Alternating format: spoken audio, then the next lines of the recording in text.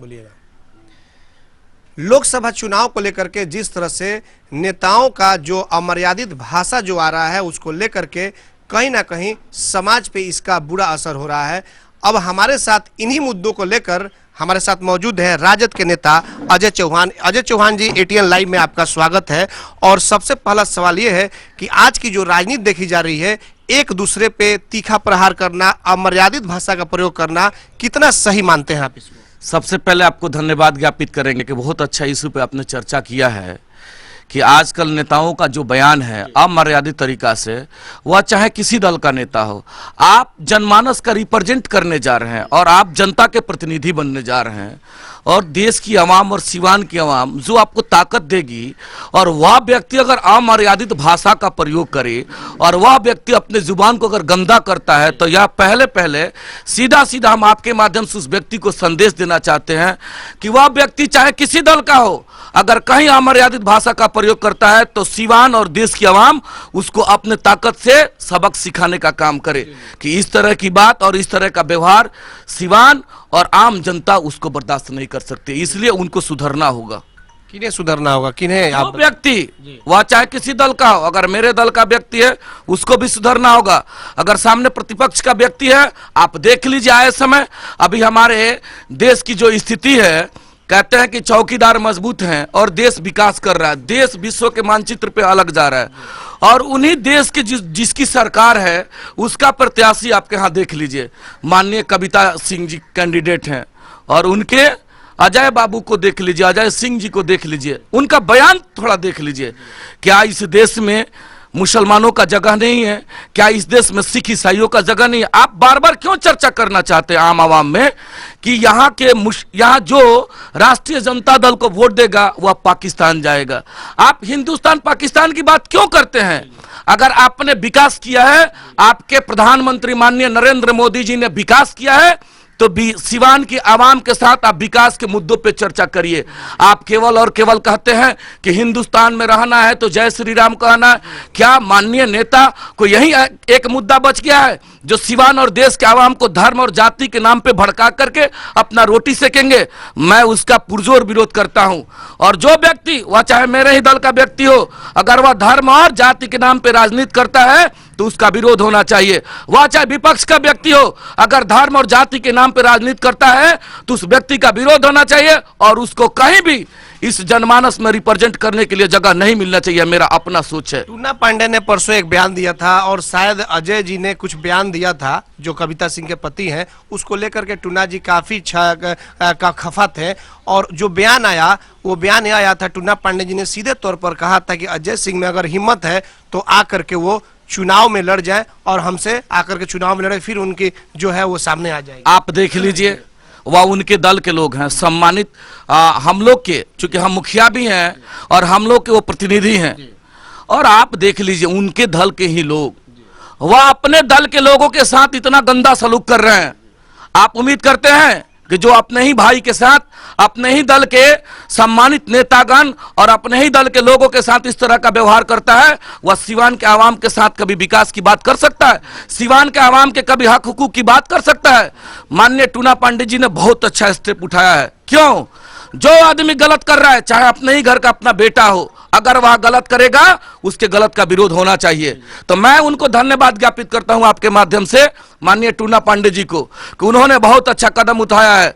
अगर अजय सिंह ने किसी समाज को कलंकित करने का कार्य किया है, वह चाहे नोनिया समाज हो, ब्राह्मण समाज हो, राजपूत समाज हो, दलित हो, महादलित हो, अगर किसी भी समाज के साथ आपने अमर्यादित और अपमानित करने का कार्य किया, उसका विरोध होना चाहिए। और माननीय टूना पांडे जी ने अगर विरोध किया है, वह काम बहुत अच्छा किया है। और देख लीजिएगा आने वाले समय में जिस तरीका से उन्होंने ब्राह्मण समाज पे उंगली उठाया है, मैं गाली की बात नहीं करूंगा, जिस तरीका से उन्होंने उंगली उठाया, उंगली उठाना ही उस समाज के लिए अपमानित की बात है और उस समाज के लिए गाली से बड़ा वह कम नहीं है।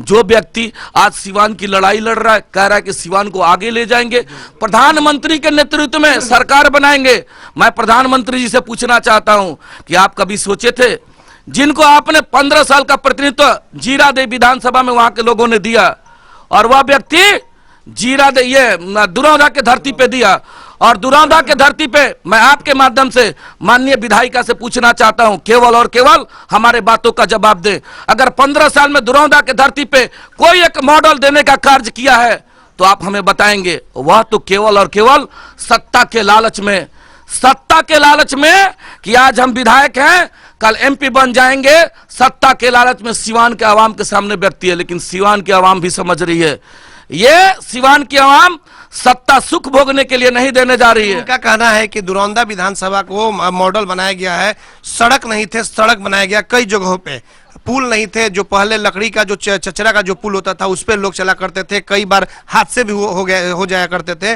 तो अब गली गली में और गांव में जो पुलिया छोटी छोटी थी उसको पूरी तरह से पक्कीकरण कर दिया गया है। उन्होंने बहुत सारा विकास किया, उनका दावा है। बहुत अच्छा बात आपने कहा, उन्होंने सिवान दुरौदा को विकास की गति पे आगे ले गया है। आप क्या समझते हैं, दुरौदा की धरती है, उसमें 3-3 ब्लॉक है। मैं विकास के मुद्दों पे चर्चा कर देना चाहता हूं। आप केवल और सड़क और पुल पुलिया की बात करते हैं, कभी दुरौदा के नौजवानों की बात आपने की है कि दुरौदा में कोई अच्छा इंजीनियरिंग कॉलेज होना चाहिए?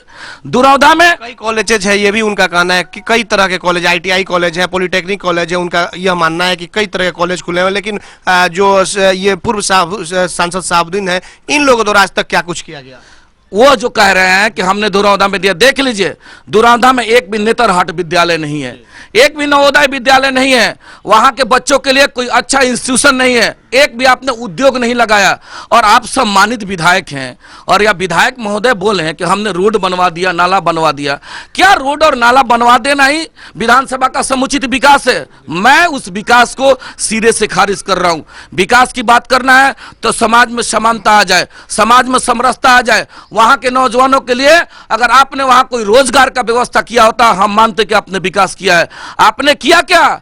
आपने केवल और केवल हिंदू मुसलमान किया है। आपने केवल और केवल सत्ता के लोभ लालच में हिंदू वाहिनी का गठन किया है।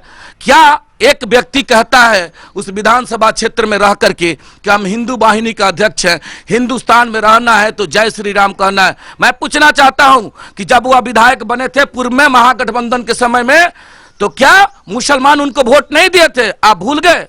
आप क्यों भूल जा रहे हैं? कहीं ना कहीं आपका नेत और नियत ठीक नहीं है।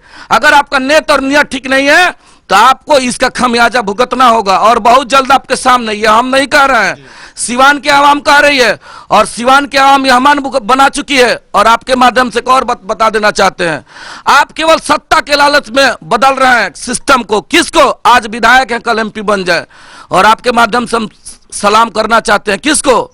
जो सिवान की बहू और बेटी आदरणीय हेना साहब जी, उन्होंने क्या किया है? विषम स्थिति परिस्थिति में भी डॉक्टर मोहम्मद साहबुद्दीन साहब और उनकी धर्मपत्नी ने सिद्धांत से कभी समझौता नहीं किया है। वह व्यक्ति अपने वसूल, अपने सिद्धांत पे एक जगह रहते हुए सिवान के आवाम के लिए, नहीं तो आप जान लीजिए अगर आदरणीय हेना साहब को राज्यसभा जाना होता तो राज्यसभा चली गई होती।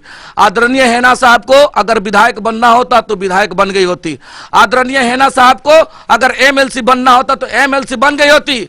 लेकिन उनके सिद्धांत को हम लोग सलाम करते हैं, और हम लोग सिपाही हैं, मजबूत सिपाही हैं। जानते हैं क्यों है? हमारा नेता सिद्धांत का पक्का व्यक्ति है, इसलिए व्यक्ति है कि वह कभी पद का लालच नहीं किया। किया क्या है?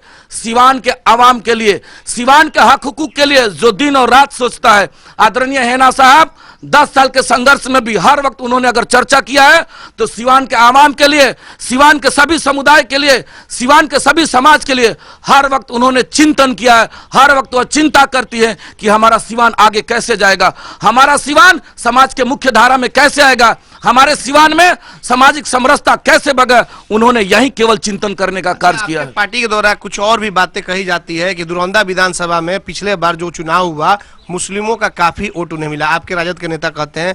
उसके बाद ये भी कहते हैं कि अजय सिंह जब MLC का चुनाव लड़े थे तो जेल में शहाबुद्दीन से ही मिलने गए थे। क्या सच्चाई है आखिरकार इसमें? ये हमको बताने की जरूरत है। ये पूरा सिवान नहीं, पूरा देश इस बात को जानता है कि अगर दुरौदा के हमारे एक स्तंभ, देश का 4 स्तंभ है, हिंदू है, सिख है, मुसलमान है, ईसाई है, 4 स्तंभ है। अगर एक स्तंभ मेरा दुरौदा का साथी नहीं होता तो अजय सिंह को विधान अजय सिंह की पत्नी माननीय कविता सिंह जी को विधानसभा भी नसीब नहीं हुआ था। ये स्थिति था। ये बताने की जरूरत नहीं है, ये पूरा सिवान की आवाम जान रही है कि उन्होंने उनको, आप देख लीजिए अजय सिंह जी, उनका कभी फोटो एक देख लीजिएगा, हम लोग के पास है, कि वह जब चुनाव का समय था शहाबुद्दीन साहब के पास जाते थे कि हमको सहयोग करिए। उन्होंने क्या किया, टोपी पहन लिया, कौन सा जो हमारे मुसलमान भाई पहनते हैं। क्यों पहन लिया? केवल और केवल सत्ता के लोभ में। जब उनको सत्ता मिल गया, वही समाज के लोग जिन्होंने ताकत दिया, जिस ताकत के बदौलत आज वह विधानसभा में है, उन्हीं समाज के लोगों पे वह उंगली उठाते हैं, उन्हीं समाज के लोगों को गाली देने का कार्य करते हैं। क्या यही लोकतंत्र है? अगर ऐसा लोकतंत्र है तो इस लोकतंत्र के मालिक आपको सबक सिखाएंगे। सब्र करिए, इंतजार करिए 2019 का, और 12 तारीख देखते रहिएगा। सिवान में जो लहर है, सिवान के गरीब गुरबा दबे कुचले लोग और सिवान की आवाम पूरी तरीका से एक तरफ खड़ा है, वह है राष्ट्रीय जनता दल लालटेन की तरफ। और लालटेन की तरफ इसलिए खड़ा है, सत्ता के लिए नहीं, हिना साहब को जिताने के लिए नहीं, हिना साहब को मजबूत करने के लिए नहीं, हिना साहब को एमपी बनाने के लिए नहीं।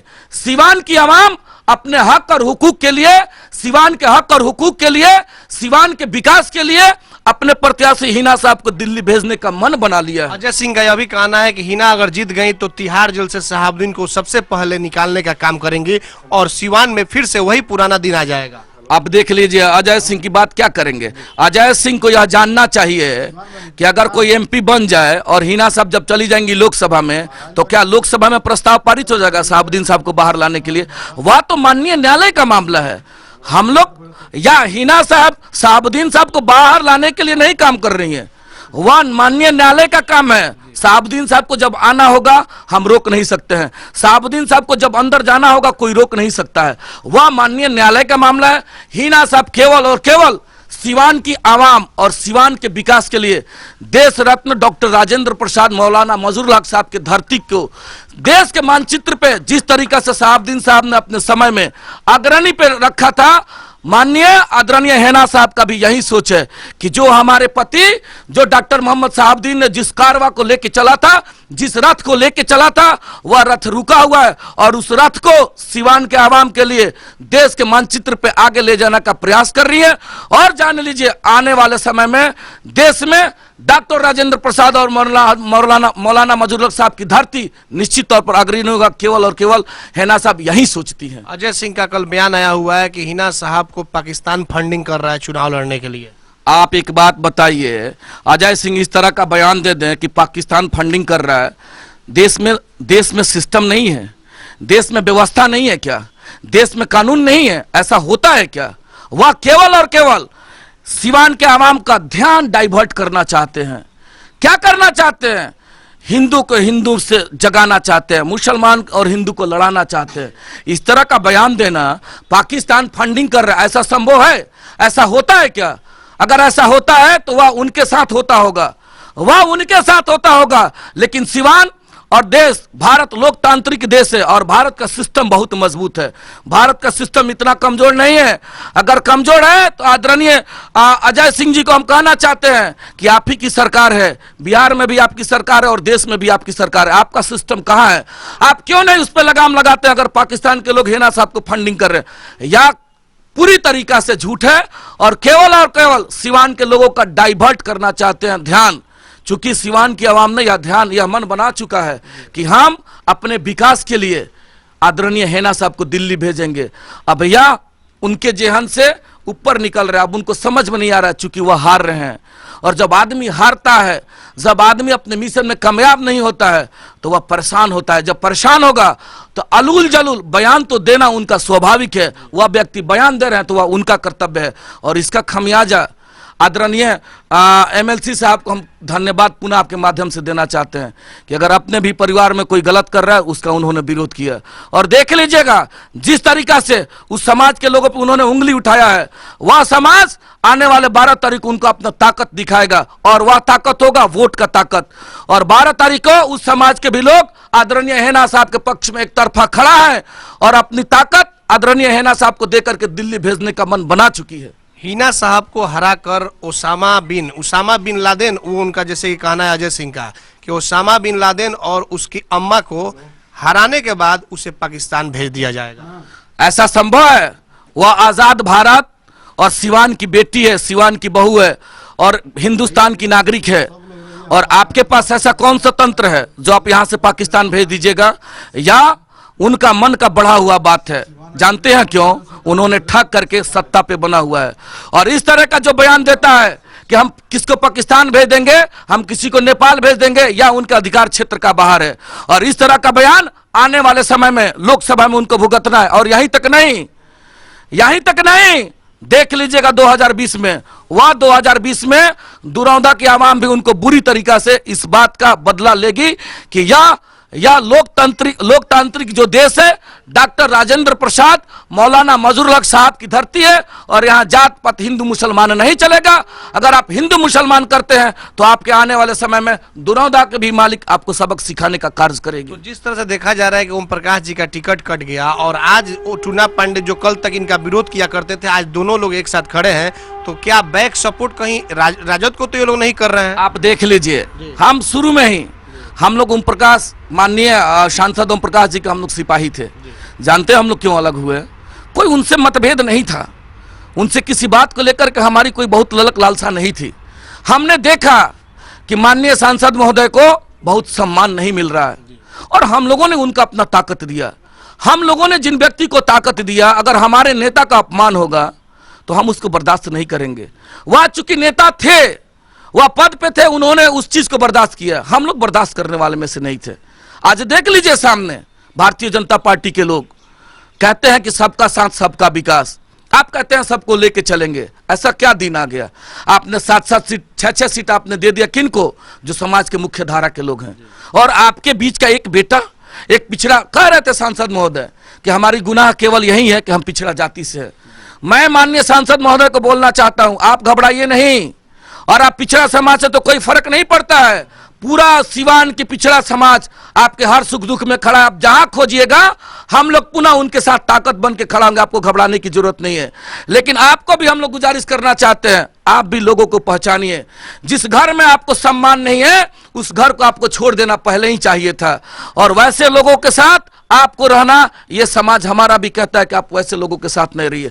हम उनका सम्मान करते हैं, और माननीय सांसद ओम प्रकाश महोदय को हम आपके माध्यम से कहना चाहते हैं, जहां आपके सम्मान की बात आएगी, गरीब गुरबों के आवाम की बात आएगी, दबे कुचले पिछड़े अति पिछड़ों की जहां बात आएगी, पूरा समाज उनके साथ कदम में कदम मिला के खड़ा है। आप कहीं घबराइएगा नहीं, आपके साथ पूरी सिवान की आवाम। जब आपके सम्मान की बात आएगी, या उनके सम्मान की बात नहीं है, गरीब गुरबा पिछड़े दलित महादलितों के सम्मान की बात है, जहां इस तरह की बात आएगी, सिवान के आवाम हर वक्त उनको अपना समर्थन और ताकत देगा। ये हम उनको विश्वास दिलाना। दोनों कैंडिडेट की वो तारीफ भी किए थे, हिना साहब की भी तारीफ किए थे, कविता जी का भी तारीफ किए थे, इससे क्या माना जाए? हिना साहब का उन्होंने तारीफ इसलिए किया था, उन्होंने क्या देखा? उन्होंने सिद्धांत को सलाम किया, उन्होंने हिना साहब के आदर्श को सलाम किया, उन्होंने हिना साहब के काम और डॉक्टर मोहम्मद शहाबुद्दीन साहब का जो विकास किया गया, उन्होंने उस माध्यम से उनका तारीफ किया था। दूसरे प्रत्याशी का तारीफ करने का जो मामला है, वह सीधा और सीधा, चूंकि वह महागठबंधन के नेता हैं, तो उनकी बाध्यता थी कि अगर इनको तारीफ किए तो उस माध्यम से उनका भी तारीफ किया है। लेकिन आप उनसे दिल से पूछ लीजिएगा, चूंकि उस दल में है, दिल से पूछ लीजिएगा, कहीं भी जो व्यक्ति ठगने का कार्य किया, उनके दिल में उनके लिए कहीं जगह नहीं है, और कहीं कोई सम्मान की जगह कोई बात नहीं है। अजय सिंह ने यह भी कहा था कि जो कुछ ब्राह्मण जो जनेऊ छू करके इस तरह की बातें कर रहे हैं, कुछ ब्राह्मण वो मुगलों के यहाँ जा करके और दरबार किया करते थे, नाक रगड़ते थे। तो ऐसे में अब हम आपसे जानना चाहते हैं कि जो जेल वाली बात आई, जैसे कि यह चर्चा एक है, क्या सच्चाई आप लोग बताएंगे कि शहाबुद्दीन से मिलने के लिए जब एमएलसी का चुनाव चल रहा था, तो क्या अजय सिंह जेल पे मिलने गए थे और फिर क्या कुछ हुआ था? देखिए, हम लोग भी जान रहे हैं, जहां तक जानकारी है, हम लोग उस समय थे नहीं, लेकिन अजय भाई वहां गए हुए थे। अजय भाई गए हुए थे, हमको मदद किया जाए, आपको विधायक में मदद किया। इनसे मिलने गए थे? कहाँ गए थे? आदरणीय शहाबुद्दीन साहब से मिलने गए थे, सिवान गए थे, जो हम लोगों को जानकारी, हम उस समय थे नहीं। हाँ, मिलने गए थे कि हमको मदद किया जाए। आप एक बात बताइए, आप विधायक आप ही, एमएलसी आप ही लड़िएगा, एमपी आप ही लड़िएगा, आपको जो जिम्मेवारी दिया गया उस जिम्मेवारी का आपने निर्वहन नहीं किया। आप केवल और केवल आप जानते हैं कि शहाबुद्दीन साहब हमको मदद कर दीजिए। जानते हैं, जो आदरणीय शहाबुद्दीन साहब हैं, वह केवल और केवल शहाबुद्दीन नहीं है, केवल और केवल एक व्यक्ति नहीं है। आदरणीय शहाबुद्दीन साहब एक सिद्धांत भी है, एक आदर्श भी है। उन्होंने अपने सिद्धांत और आदर्श पे कभी समझौता नहीं किया। वह चाहे जेल में यहां रहें या आप तिहाड़ में रखिए, आप देश के किसी कोना में रखिए, केवल और केवल शहाबुद्दीन साहब सीवान के आवाम की बात सोचते हैं। उन्होंने शहाबुद्दीन साहब ने जो फैसला लिया था, उन्होंने जो अपने वसूल पे कायम था, मैं उनको सलाम करना चाहता हूँ। क्या फैसला वो लिया था? उन्होंने ये लिया था कि पार्टी का फैसला है, पार्टी का जो फैसला है, पार्टी के लोग अपना काम कर रहे हैं, हम पार्टी के सिपाही हैं, हम जब निकलेंगे अपने लोगों में जाएंगे, अपने लोगों से मिलेंगे, जो पार्टी का निर्णय है, पार्टी अपना काम कर रही है, आप लोग अपना काम करिए। हमारा पूछने का मकसद ये है कि एक तरफ मुगलों के दरबार होने की बात कही जा रही है, दूसरे तरफ आप खुद स्वयं जाकर के जेल पे और वहां पर से शहाबुद्दीन साहब से मिलने की बात कर रहे हैं। हमने आपको शुरू में बड़े भाई बता दिया था, वह सीवान के आवाम और दुरौंधा के आवाम की बात अगला नहीं करता है। क्या करता है? केवल और केवल सत्ता की बात करता है। और जिसको सत्ता प्यारा हो, जिसको कुर्सी प्यारा हो, वह तो कभी शहाबुद्दीन साहब के पास, कभी नरेंद्र मोदी के पास, कभी मुख्यमंत्री नीतीश कुमार के पास तो जाएगा ही, और चर्चा परिचर्चा तो करेगा। उसका तो एक ही मात्र मोटो है, हमको सत्ता मिल जाए। आज शहाबुद्दीन साहब के लोगों ने उनको ताकत दे दिया तो वह कुर्सी पर आ गए। अब बारी आ गई क्या? उन्होंने नरेंद्र भाई मोदी और एनडीए के लोगों ने उनको टिकट दे दिया। किस चीज के लिए? आप सांसद का चुनाव लड़ेंगे। चलिए, अब तो सामने बात आ गई। क्या आ गई कि हम शहाबुद्दीन साहब और शहाबुद्दीन साहब के लोगों को क्या बोलेंगे? आपको पाकिस्तान भेज देंगे, आपको यहां से बाहर भेज देंगे, आप मुगल के लोग हैं। क्या यही स्थिति है? आप क्यों गाली देते हैं समाज के लोगों के? कभी ब्राह्मण को गाली देते हैं, कभी अति पिछड़ा दलित महादलित पे शोषण दोहन अत्याचार करते हैं, यही व्यवस्था है। कभी हिंदू मुसलमान करते, तो ये अब नहीं चलने वाला है। और ये मैं नहीं कह रहा हूं, आप नहीं समझिएगा कि हम राजद के सिपाही हैं उस नाते कह रहे हैं, ये सिवान के आवाम कह रही है। और पता लगवा लीजिएगा, आप लोग तो मजबूत स्तंभ हैं, वो भी बंटी भैया जैसे जुझारू व्यक्ति जो समाज का हर लोगों का बात जानने का कोशिश करते हैं, हर लोगों के समस्याओं को उठाने का कोशिश करते हैं, और जो इतना सजिंदगी और सलीकियत से सिवान के आवाम की चर्चा करता है, वह व्यक्ति हमको नहीं लगता है। आप जब पता करिएगा तो दूध का दूध और पानी का पानी आपके सामने हो जाएगा। ये हमें बताने के लिए अंतिम सवाल कि क्या हिना साहब का क्या स्थिति रहेगा इस बार चुनाव में? आप देख लीजिए, स्थिति की बात नहीं करेंगे। यहां से आदरणीय हिना साहब केवल जीत नहीं रही हैं, देख लीजिएगा जिस तरीका से डॉक्टर शहाबुद्दीन साहब ने सिवान को देश के मानचित्र पे अपने सांसद के नेतृत्व काल में 1 नंबर पे लेके गए थे, उसी तरीका से सिवान की आवाम केवल जिता नहीं रही है, सिवान की आवाम आदरणीय हिना साहब को सिवान के विकास के लिए, सिवान के गरीब गुरबा दबे कुचले लोगों के आवाज के लिए रिकॉर्ड वोटों से दिल्ली भेजने का मन बना चुकी है। जितने हारने की तो बात की बात है कि जीतेंगी हारेंगी कि कम होगा नहीं होगा, ये नहीं कहिए। तो यहाँ अजय सिंह के द्वारा हारने के बाद पाकिस्तान भेज ही दिया जाएगा, क्या ऐसा लगता है? अगर देश में ऐसा लोकतंत्र है और ऐसा संविधान में व्यवस्था है, तो वह आदमी को पहले संविधान का ज्ञान हो जाना चाहिए कि इस लोकतंत्र में सबको लड़ने का अधिकार है। कोई हार जाए उसको पाकिस्तान भेज दिया जाए, और कोई जीत जाए उसको काठमांडू भेज दिया जाए, ऐसा व्यवस्था है क्या? वह व्यक्ति अगर इस तरह की बात करता है तो कहीं ना कहीं उस आदमी को अपना मानसिक संतुलन ठीक नहीं है। नहीं तो उनको पहले इस बात पे मानसिक संतुलन उनको ठीक करना होगा और उनको कानून का अध्ययन करना पड़ेगा। अगर कानून का अध्ययन नहीं करते हैं, अगर नियम और कानून नहीं जानते हैं, तो इस तरह का बयान उनको नहीं देना चाहिए। देश में जो बाबा साहब के द्वारा दिया गया जो कानून है, यह कानून कहता है कि इस आजाद भारत में सबको समान अधिकार है, सबको समान जीने का अधिकार है, सबको बोलने का अधिकार है। इसलिए जहां इस तरह का व्यवस्था, इस तरह का कानून बाबा साहब ने दिया है, वहां आप जैसे अजय सिंह कितने आएंगे कितने जाएंगे। और आदरणीय हिना साहब यहां से लोकसभा जाएंगे, यह सिवान के आवाम मन बना चुकी है। चलिए, तो आपने देखा कि ये थे अजय चौहान, जो कि जिला मुखिया संघ के सिवान के अध्यक्ष हैं और मुड़ियारी पंचायत से मुखिया हैं। राजद के एक धाकड़ नेता के रूप में ये उभरता चेहरा है जिले के लिए, और जिस बेबाकी के साथ इन्होंने अपनी बात को रखा है, अब शायद कुछ बच नहीं गया है। जो अजय सिंह के द्वारा जिस तरह से हिना साहब को लेकर के पाकिस्तान भेजने तक की बात कही गई थी, उसका भी इन्होंने कड़ा जवाब देते हुए उन पर तीखा प्रहार किया है। ऐसे में आने वाले समय में यह देखना होगा कि सिवान की जनता का मूड और मिजाज क्या होता है और सिवान की जनता किसे यहाँ का सरताज बनाती है, यह तो अब आने वाला वक्त ही बताएगा। हमारे सहयोगी सोमेश के साथ चंदन कुमार, ATN लाइव, सिवान।